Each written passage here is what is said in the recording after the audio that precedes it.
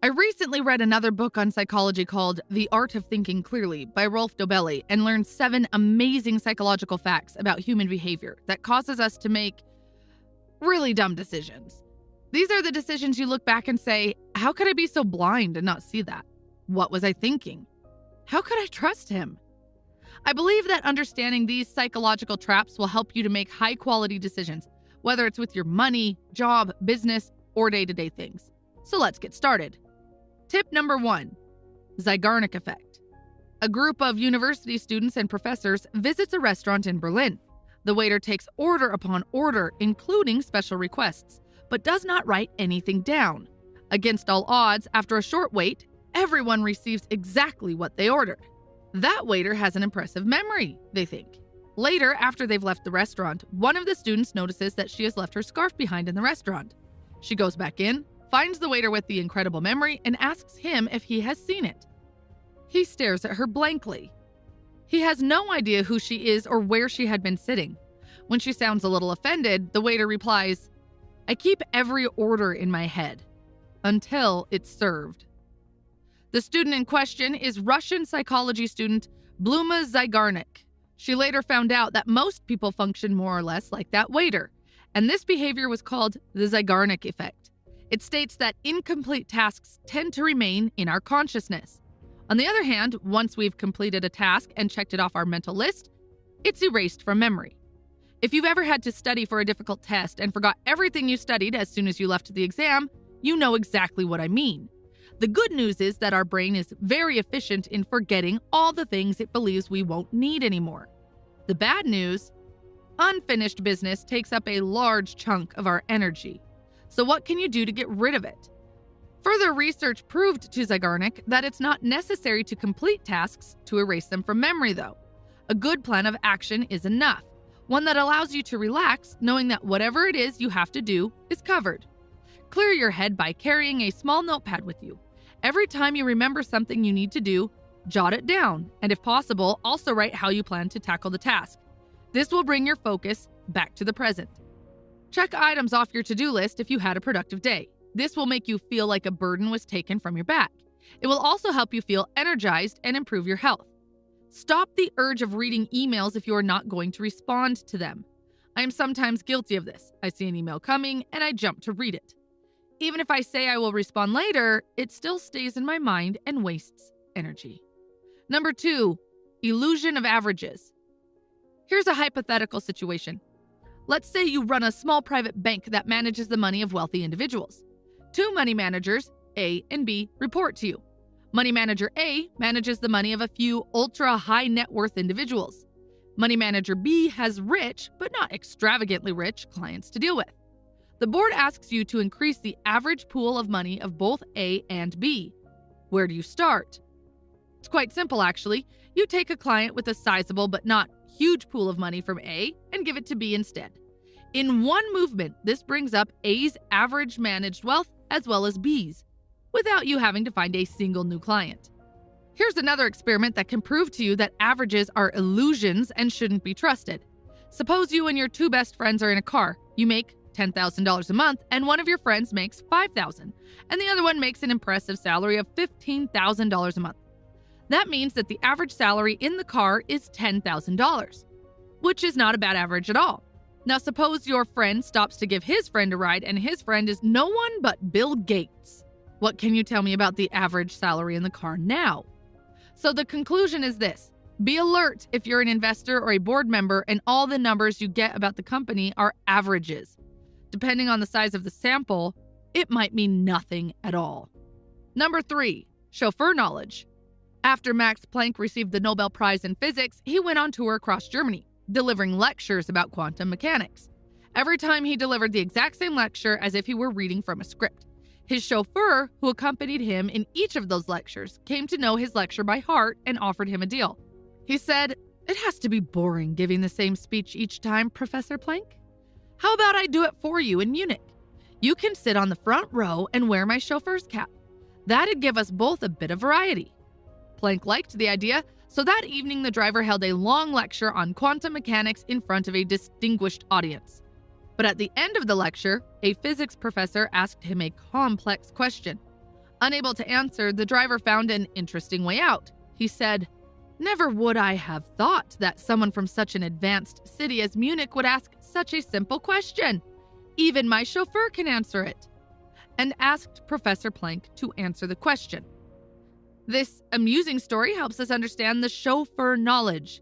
There is real knowledge, and there is chauffeur knowledge. That is, knowledge from people who don't know much, but have learned to put on a show. Maybe they have a great voice, are very eloquent, and are nice to look at. That doesn't mean they have any idea of what they're talking about. Many journalists and politicians fall into this category, but now with the internet and influencers popping up here and there, it's easier than it has ever been to find chauffeur knowledge, and it's increasingly difficult to separate it from true knowledge. A person who puts up a good show tends to be preferred, even if what they're saying doesn't make a lot of sense. Being aware of chauffeur knowledge helps you in many areas of your life. In your school life, be careful with the teachers who like to entertain more than to explain. Make your research instead of believing everything they say.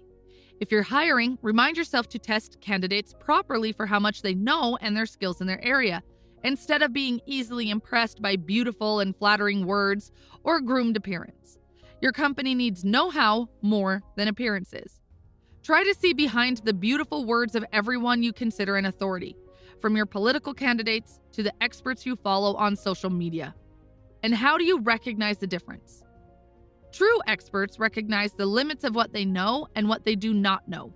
If they find themselves outside their circle of competence, they keep quiet or simply say, "I don't know." Now, you don't have to be evil-minded to pass chauffeur knowledge ahead. You just need to believe something you've heard or read and feel like you should inform other people about it. A new diet, a news item, a political view, a piece of striking information. How do you not become a reproducer of chauffeur knowledge yourself then? Easy. Stick within your circle of competence. Be very clear to yourself about what you know and can teach about, and what you don't understand enough. Don't be afraid to admit you don't know. Once you understand what kind of knowledge you have, stick to it. It's powerful to play with your circle of competence. That's what guarantees you can win the game. Number 4, action bias. To explain this bias, let me give you an example of the most popular sport in the world, football. When we have a penalty situation in football, it's the player against the goalkeeper alone. In such cases, since the ball is kicked from very close and there's no aid from other defense players, the ball simply goes straight into the goal. And it usually takes less than 0.3 seconds to get there. 0.3 seconds is not enough time for the goalkeeper to watch the ball's trajectory and make a decision based on facts.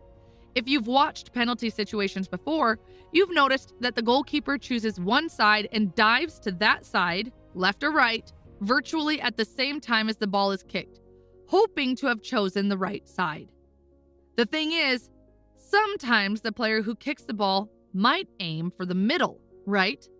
So the goalkeeper has the same chances of catching the ball, either if they dive to the left or the right, or if they still stand in the middle. But what do? They jump. Why? Because it looks more impressive if they move, even if to the wrong side. At least they tried, right? This is the action bias. Look active, even if it's no use. We fall for this bias in medicine too. Suppose you're sick and your doctor has no idea what's going on. Do you prefer the doctor to intervene immediately by prescribing medication or a procedure? Or would you rather she waits until she's sure of what the right diagnosis is? Most patients will request medication right away, even if it's not sure it'll help. We humans would rather do anything but sit and wait in the face of uncertainty. So what can you do? When you feel compelled to do something, resist the urge to act before thinking clearly about your actions.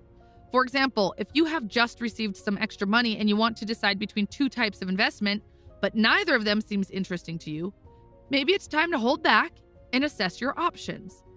You don't have to act immediately just to avoid inactivity. Who knows, maybe a 3rd investment option will come up soon, and you'll know it was worth waiting for. Sometimes no action is the best action. Number 5, self-serving bias.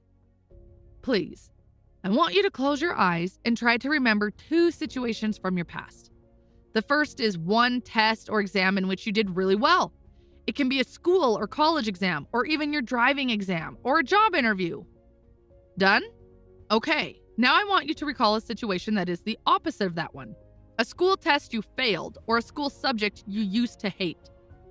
I can tell you that I am sure of 2 things. First, you felt happy when you did well on that test because you felt so prepared and that all your hard work was paying off. Second, you certainly gave yourself some excuse for failing the second test. You told yourself that the test was unfair, or the teacher was an evil person, or that the subject is just too difficult. You've just fallen victim to the self-serving bias. The bias says that we tend to attribute success to ourselves and failures to external factors. All right, maybe you've been away from school for quite some time now, but self-serving bias is still with you. When you make a profit from your stock market investment, you praise yourself for your investing skills. But when your portfolio underperforms, it's because the market is terrible right now. If your marriage is okay, it's because you're a great, loving husband or wife. If it's not okay, it's because your partner hasn't been contributing their share to your relationship. If you often fall victim to this bias, it has terrible consequences that you don't always realize. It prevents you from taking responsibility for the negative events of your life. And if you're not responsible for them, then you're not in control of changing them and making things better. Here are 2 tips to help you avoid being harmed by self-serving bias. Value honest people. You know that friend who is maybe a little too honest? Keep them around. Keep in mind that honest is different from toxic. Toxic people will project their own flaws onto you. Honest people will be gentle and careful, but will still tell you things you don't want to hear. Remember, you always contribute to every situation you go through. Even if it's only 1%, you have contributed to whatever is going on in your marriage, your career, or your financial investments. First, admit that you've made bad decisions, been too passive, or made a few mistakes. Now, hold yourself accountable so you can learn from negative situations and do better next time. Number 6, inability to close doors.